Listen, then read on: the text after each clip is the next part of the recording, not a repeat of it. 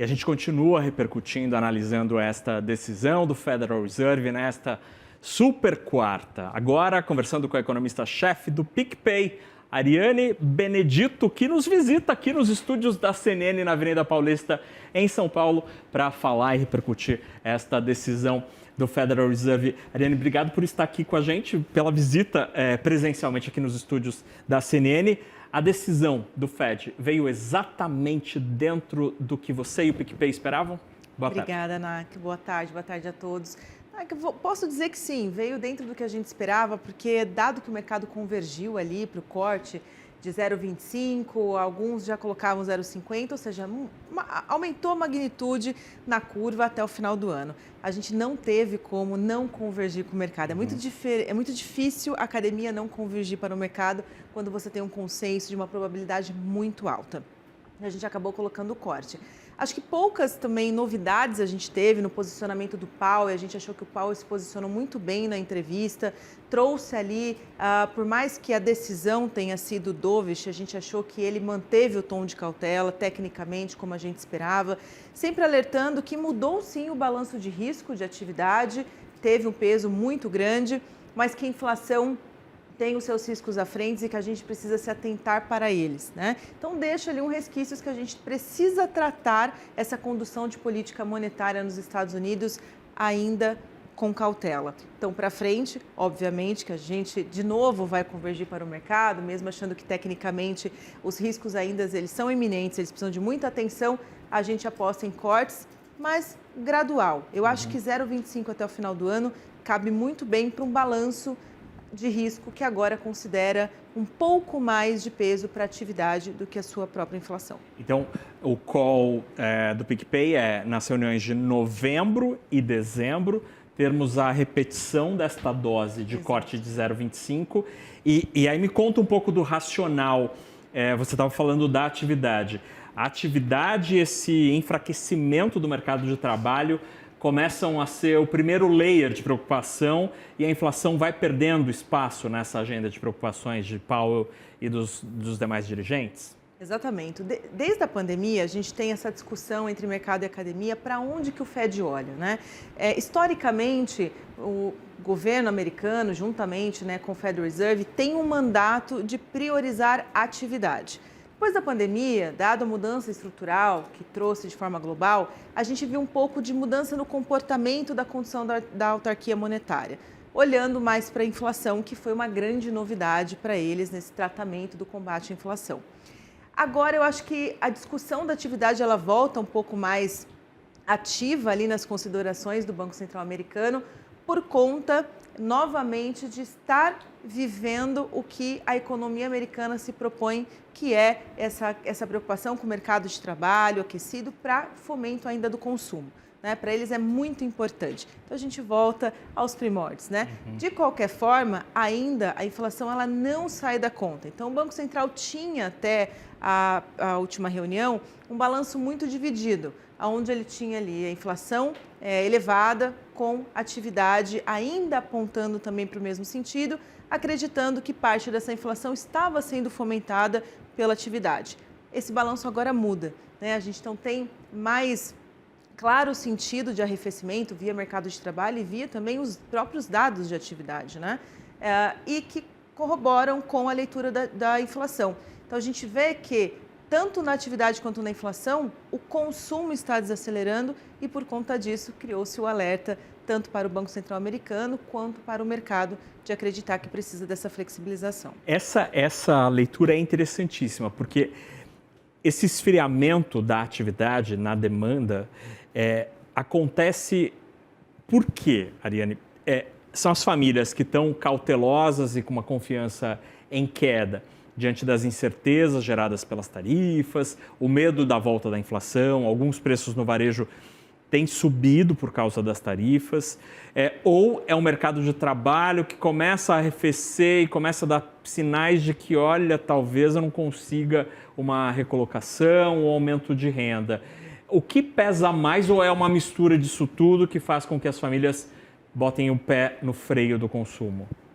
É uma mistura disso tudo e eu adiciono um ponto a mais, que é o prolongamento dessa inflação por tempo, né, assim, muito extenso no patamar que está, com uma renda praticamente estável, né? A gente teve essa renda crescendo muito, porque também um prolongamento do mercado de trabalho muito tempo nos patamares elevados, mas não na mesma proporção. Então, você tem o arrefecimento do lado de mercado de trabalho, que agora retira a posição de renda. Você tem, na medida desse mesmo mercado de trabalho, a estabilidade dessa renda, mas você continua tendo a inflação em patamares elevados. Corrói o poder que existe, né? Então, você não tem uma renovação de ciclo de consumo. Você acaba perdendo essa parte do lado da demanda e que a oferta, na sequência, volta a reagir a isso, que é essa retração que a gente está vendo também. A gente está falando desse fenômeno do ponto de vista das famílias, né, dos consumidores, e como esse cenário de incerteza e persistência de inflação acabam corroendo o poder de compra desses consumidores. Agora eu queria te ouvir também do outro lado do balcão, porque as empresas aparentemente também estão botando o pé no freio ao reduzir o ímpeto na contratação de funcionários. Me fala um pouco de como essa queda da confiança está chegando ao empresariado e como isso se reflete, se materializa no mercado de trabalho.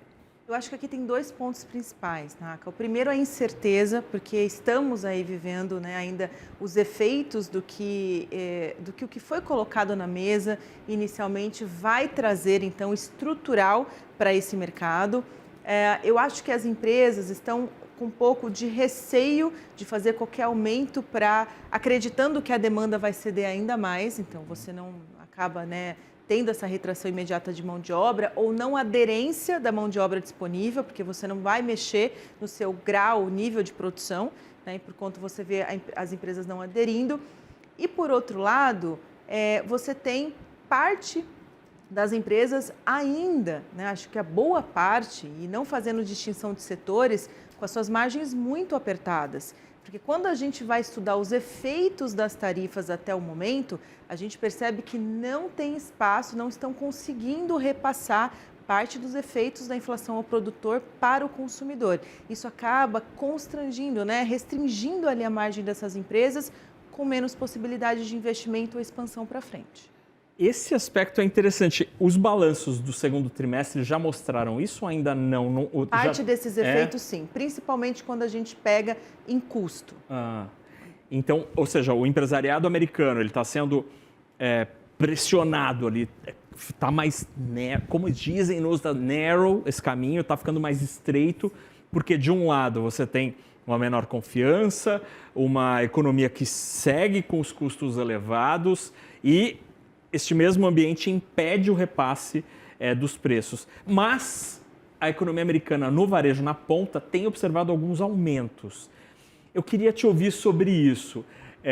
O presidente Trump tem batido muito na tecla de que, olha, a nossa política comercial não gera inflação e não sei o que, mas o CPI, por exemplo, tem mostrado alguns preços ali meio fora da curva. E, curiosamente, alguns preços que têm impacto das tarifas.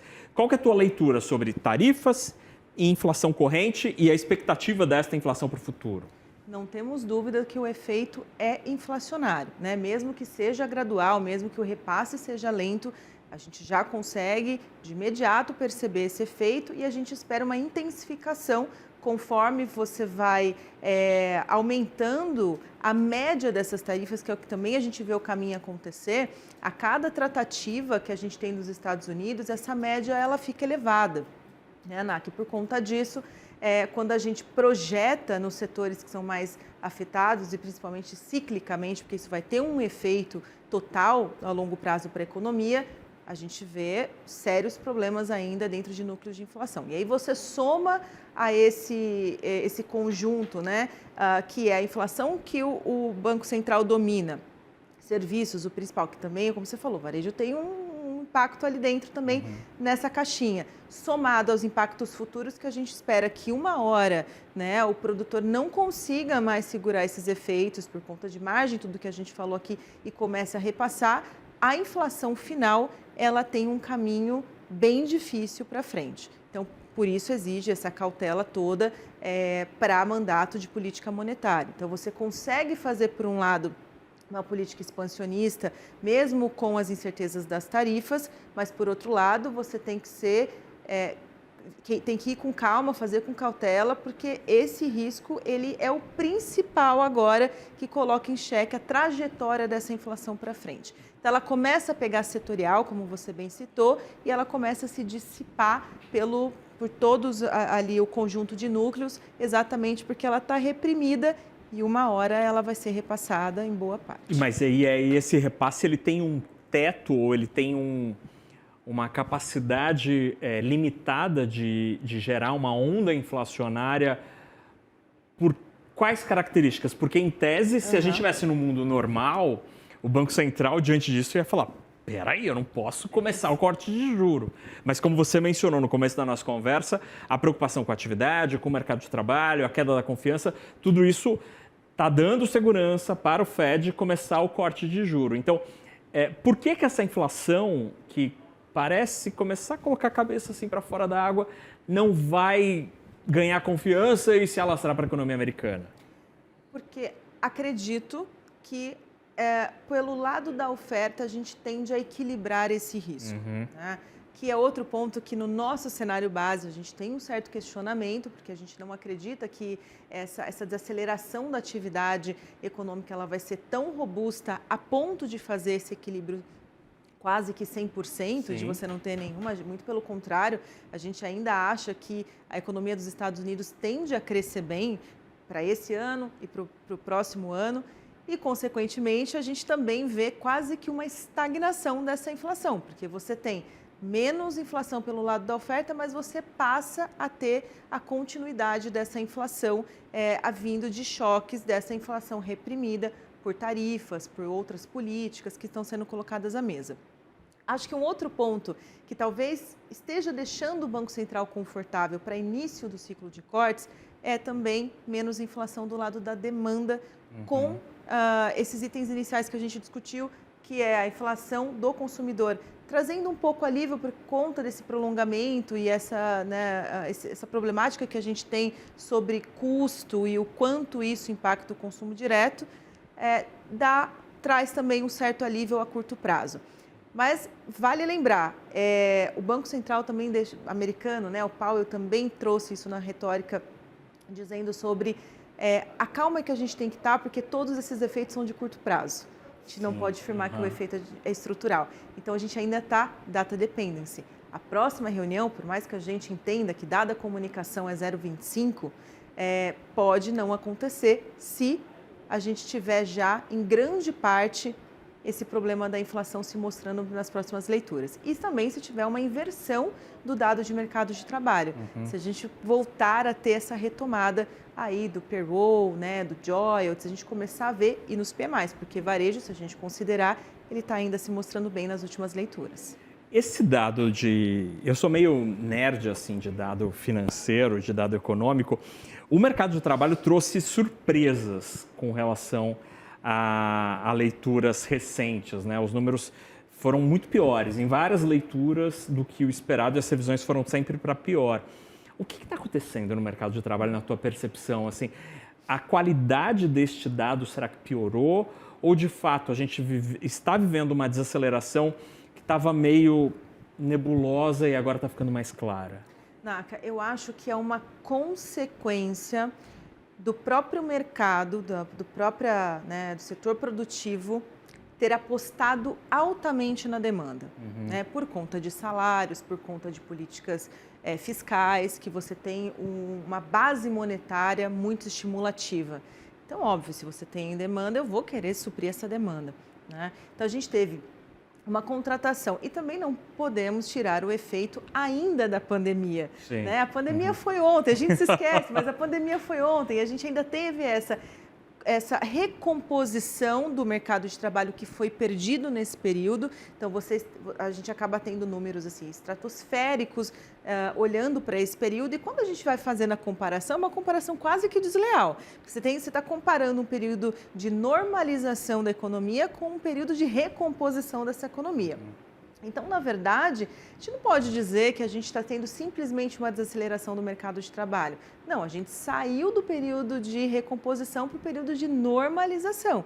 e agora a economia está seguindo o seu caminho, se reestruturando novamente, causando a sua colocação de potencial ali de atividade novamente, que a gente tem dúvida de qual que é. Se a gente for entrar nessa novo vertente normal, do né? quanto que é, de fato, o potencial de mercado, a gente vai passar aqui um dia inteiro, até mais, discutindo o quanto o mercado consegue. Então, será que a gente expandiu muito ou se, de fato, a gente tem um novo potencial de mercado e, nessa comparação, a gente começa a entrar por um período de normalização? Muito bem, a gente conversou com a Ariane Benedito, ó, está aterrado no TP ali, economista-chefe do PicPay, que muito gentilmente veio nos visitar aqui nos estúdios da CNN em São Paulo, na Avenida Paulista. Ariane, obrigado pela visita, obrigado pela entrevista. Eu que agradeço, uma super quarta, tem um dia melhor. Obrigada. Então já está marcada para a próxima. Obrigado. Muito obrigada. Vai ser um prazer. Tchau, tchau.